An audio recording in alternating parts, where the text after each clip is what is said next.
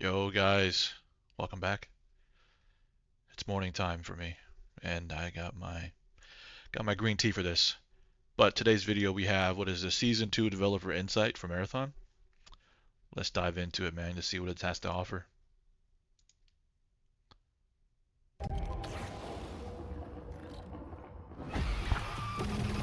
When a player starts a new season, I want them to feel like we've been able to kind of recapture the magic of like week 1 of Marathon launch.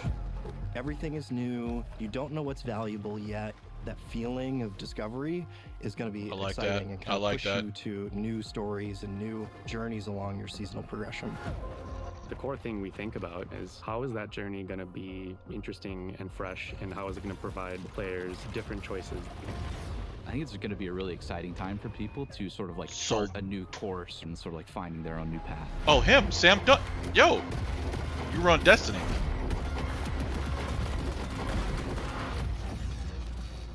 Obviously, because they work at Bungie. But yo, okay. So that tower thing does have a purpose. The narrative theme of Season 2 is escalation. The UESC is tired of getting pushed around by the runners, and they're fighting back. As their opposition escalates, so too does the anomaly. One of your jobs is to find out why. From the first moment you infill on Night Marsh, you're gonna feel tension. It is oppressive, unsettling. The creepiness factor gets ratcheted up. This body's been here for years. As night falls, the anomaly intensifies and digital psychosis hallucinations start to affect you. I thought it was about somebody else. Confusing, fragmented vocals and messages that really start to play with what the player is hearing and making them question what's in their head versus in the real world. Yo, that hairstyle is wild, bro. Upon landing in Night Marsh, all players will have an equipped flashlight by default. Night Marsh is this interesting counterplay of, do I go to the places where there's light and kind of comfort and safety? But doing so makes you more visible to people who are hiding in the dark. When you are in those shadows, you want to have equipment that allows you to see. Whoa, look at the floor. Using your cybernetic eyes. We really leaned into LiDAR as kind of our mechanic for runners to navigate in the dark. Once you start accumulating these tools, upgrading your loadout to be specifically tailored to fighting on Night Marsh, you're going to become far more powerful. Yo! One thing that's different from Recon, the way it pulls out. Like Outpost was the way you could work your way through the map and earn access to treasure. That's the core principle of what we're looking to do on Night Marsh. Players have kind of seen that there are maybe elevators or staircases up to something that has been closed off, and in Season 2 you're going to gain access to that space. This is the observation deck and science lab where the UESC has been studying the anomaly. That's going to be one of the most heavily guarded areas of the map. In there, it's going to be juicy loot. Warden has a buddy? Real test of mastery on Night Marsh is, can you get into Upper Complex and can you raid that UESC treasure room up there? In Season 2, Sentinel is a new defensive shell. Defensive, okay. Optimized for controlling space. You have all these different tools that you're able to deploy into the world to fortify an area and keep others out. You're able to put down this defender system. That shoots down grenades out of the air. A trophy system.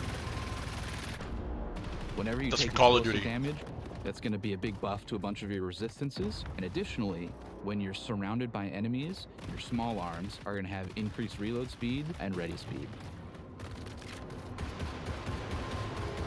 Players are getting really good at gap closing and getting right in your face. Yeah. But now with Sentinel, you throw down a snare mine, and whenever anybody gets close to it,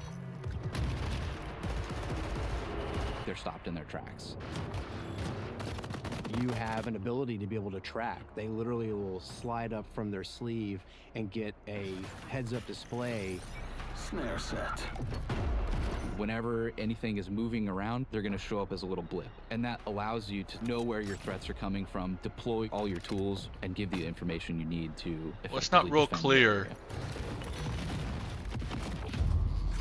It's not real clear, guys, but that's... The seasonal reset allows us to change the journey of the things that you're going to care about. Just because you experienced it in Season 1 doesn't mean it's going to play out the same way in Season 2. Let's go, You're Doug. taking a holistic look at every mod in the game, every mag, every optic, every chip, and seeing where they The sit, new weapon on top, what you see people it? like about them, which ones people don't like. We're flipping implants on their head. Now an implant is going to be perk I like this first, guy. I stat like that second. guy. You look at the name of the implant, and that's what the perk is. That's what it does. We're also going in and changing the rarity and the drop rate of some of these things. So a weapon you maybe got real used to seeing in Season 1, you might find a little less often in Season 2, and you're going to have to form a relationship with a new old reliable. There are going to be 2 new weapons being added to the sandbox. Okay. First one is the KKV. It's a small arms SMG with an integrated suppressor, and it is excellent at just mowing down anything immediately right in front of you. Shotgun rushers, watch out.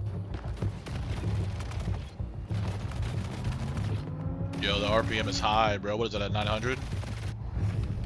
The second gun is the D54 battle pistol. It comes with an integrated red dot optic. So I burst. really see this as an excellent 1v1 strafe dueling weapon. You know, things are going crazy. Put that sniper back on your back and just pop out the D54 battle pistol and you are just ready to go.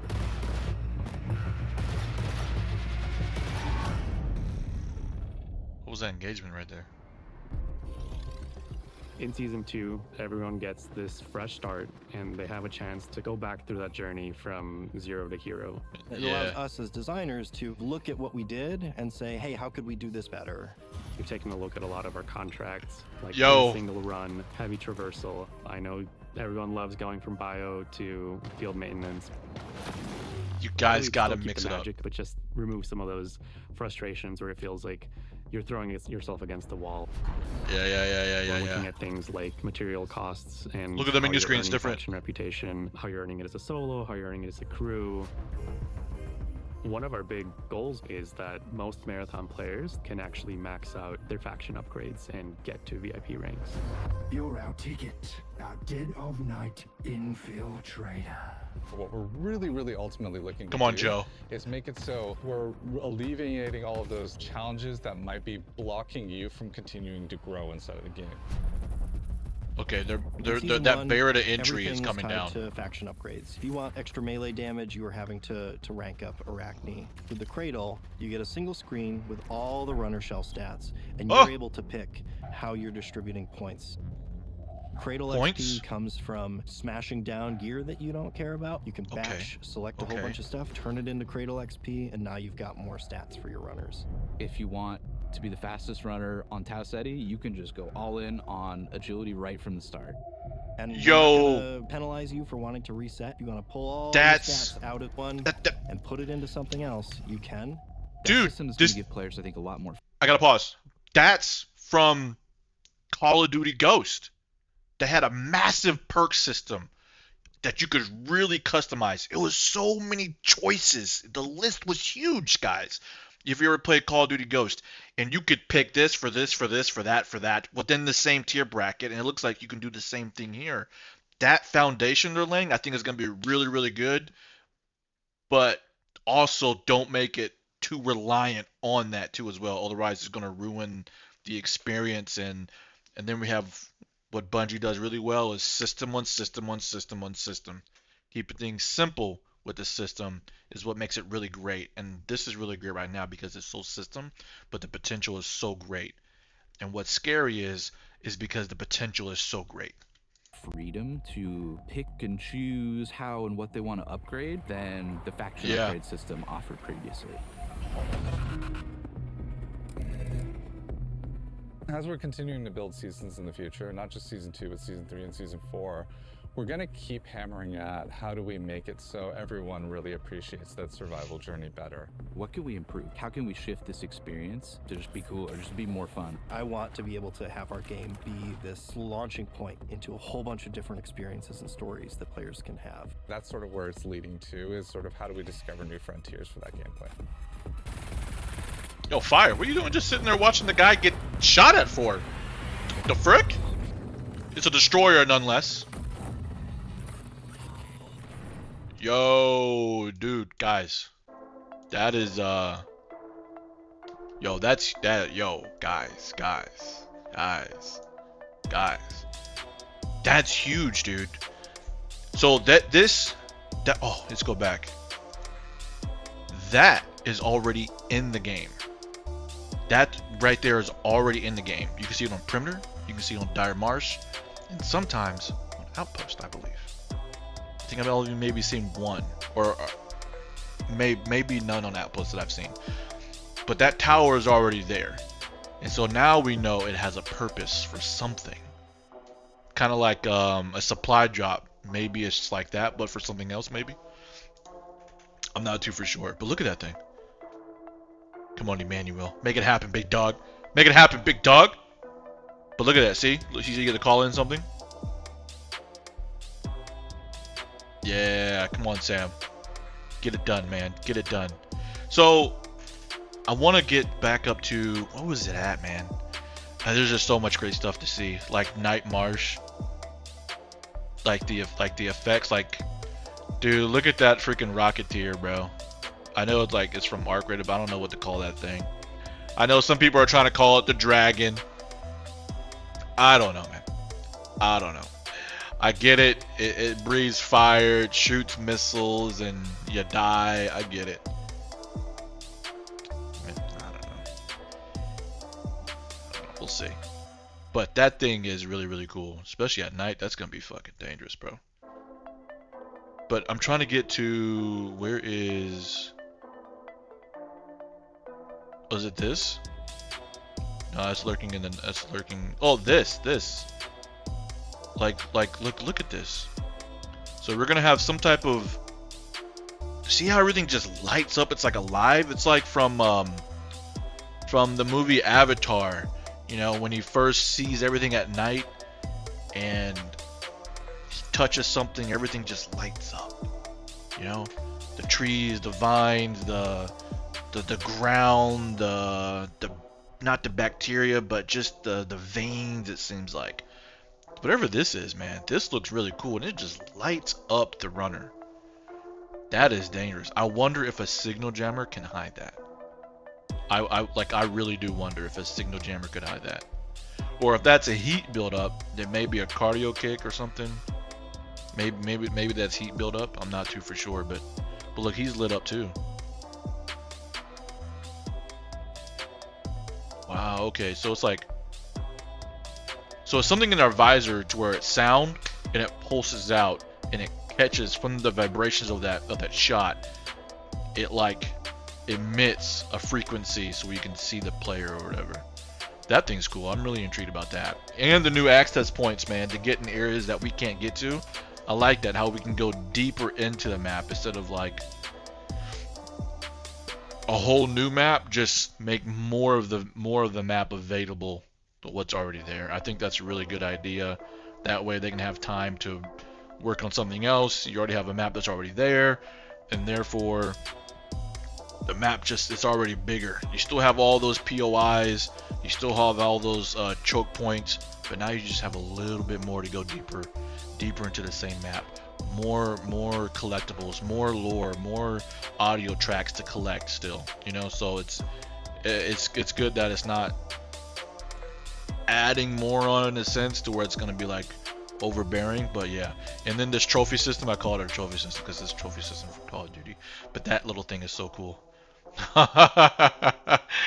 After they nerf the grenades, they give us that, right? That's pretty cool, man. That's really cool. But where was the Sentinel thing's cool, man. We're probably gonna have to talk about that later. The sandbox changes, the new weapons, progression improvements, the Cradle. Yeah, let's take a little look-see here at this again. In Season 1, everything was tied to faction upgrades. If you want extra melee damage, you were having to rank up Arachne. With the Cradle, you get a single screen with all the runner shell stats, and Okay, so the Cradle. Use weave worms to augment shell construction. Charge the Cradle in the vault. Okay, so we charge this thing in the vault. So this is more incentive to go out there and get stuff for your vault. So it looks like, hey, whatever's in your vault, you can use it to degrade it. If you're 400 out of 400, hey, donate it to the Cradle. You got no space for vault? We got you on that. Obviously, here's a system to combat that overflow, that stock fill system. Now you have more space in your vault because you're donating to the Cradle. But I wonder if you already put stuff like in strength and you want to take stuff out of strength, does those points go back in to where you can use into something else? You know what I'm saying? Is it still saved? That would be kind of cool. So strength, recharge, dexterity, endurance, support, resistance. I wonder if you can like highlight it, it'll let you know what support is or endurance is. It looks like these little symbols here have something to say. Strength, support. What would it be for recon? Recharge? This is your prime ability? Your tactical, I assume? That's kind of interesting. You're able to pick how you're distributing points. Cradle XP. Okay, recharge rate, yeah. Your prime and tactical recovery. That's cool. Smashing down gear that you don't care about. You can batch, select a whole. Vault space, 448, guys. 448 for vault space. That's okay. Oh, look, you got a picture there. We got new looks, a little bit more clean. Look at that. Okay, I got the twin tap, we got that new weapon, still one slot. Matter convert, so it's down here. These look different. Oh, they're just all white. Brother has 73k vault value, but 11,000. Okay, he's rank 30. Alright. But yeah, 250 out of 448. I don't know if that's max yet, but we'll see. Bunch of stuff, turn it into Cradle XP, and now you've got more stats for your runners. If you want. Oh, no. Okay, endurance, support, reform, revive speed, and your runners. If you want to be the fastest runner on Tau Ceti, you can just go all in on agility right from the start. And we're not gonna penalize you for wanting to reset. You wanna pull all your stats out of one and put it oh, so you can pull into something else. You can. That system is going to give players, I think, a lot more freedom to pick and choose how and what they want to upgrade than the faction upgrade system offered previously. So the factions are still going to be there. We're just not going to be heavily reliant on the factions for our upgrades. I still think they took the Cradle is the shell upgrades that the factions offered. And then they tweaked it a little bit. But something tells me in the factions they're still going to have stuff for those faction upgrades, just not directed towards your shell. The Cradle is for your shell. Okay. I mean that's fine. That's a beautiful tree. Holy guys. Guys. That like take a screenshot. That's beautiful, right? Can I? No. That's not it. How do I take a screenshot? I'll have to come back to this later and figure it out. But yo, this is gonna be really good. This is gonna be really good, season 2. I think Joe here and his team are working on the barriers of entry and that onboarding process. I just hope the systems don't get too convoluted to where new players feel overwhelmed and then left behind. They really need to work on a beginner's map or an onboarding map to a beginner's map, and then teach them progressively about what they can do or whatever. So hey guys, all that's coming very soon. Nightfall, June 2nd. There it is, guys. There it is. That's gonna be fantastic on all platforms too. Okay, that's really good. See, it says Marathon Season 2, Volume 2, 01, 23, 53, 77. Okay. Right on, guys. Hey, we'll see, huh? We will see. We will see. And most definitely. See you guys on the next one.